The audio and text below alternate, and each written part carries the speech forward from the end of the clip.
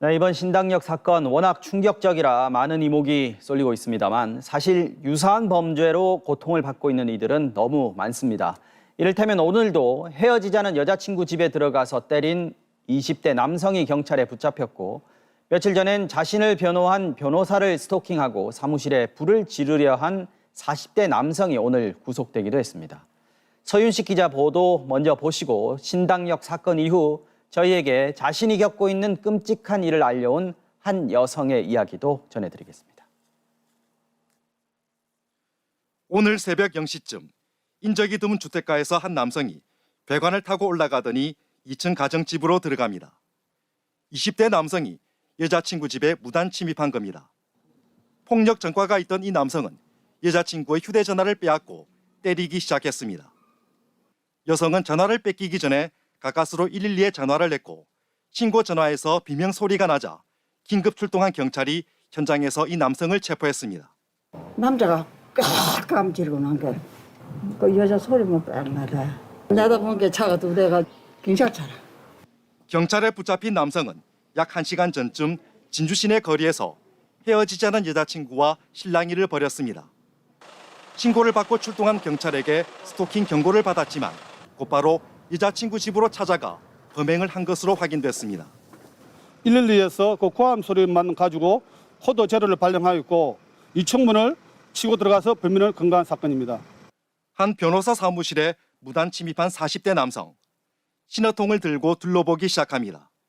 이 남성은 8년 전 살인 미수 혐의로 재판을 받을 때 국선 변호사를 맡았던 여성 변호사의 사무실을 찾아가 오지 않으면 불을 지르겠다는 협박 문자를 보냈습니다. 스토킹 정황도 드러났습니다. 지난 한 달 동안 40번 넘게 사랑한다, 만나달라며 문자와 전화를 했고 피해자의 단호한 거절에도 4차례나 사무실을 찾아갔습니다. 경찰은 스토킹과 협박 등의 혐의로 40대 남성을 구속하고 20대에 대해선 구속영장을 신청하기로 했습니다. MBC 뉴스 서윤식입니다. 경찰로부터 스토킹 경고를 받고도 배관을 타고 여자친구 집에 들어가 폭행한 20대 남성이 붙잡혔다는 소식 전해드렸습니다. 그런데 법원이 구속영장을 기각해 논란입니다. 이재경 기자입니다. 새벽 0시쯤 인적이 드문 주택가에서 배관을 타고 오르는 한 남성. 잠시 뒤 경찰차가 도착했고 경찰이 이 남성을 붙잡아 내려옵니다.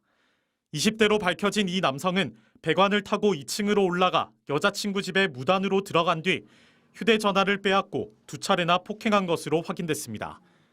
여자친구가 휴대전화를 뺏기기 전에 112에 신고를 했고 비명소리만 들리자 경찰이 즉각 출동했던 겁니다.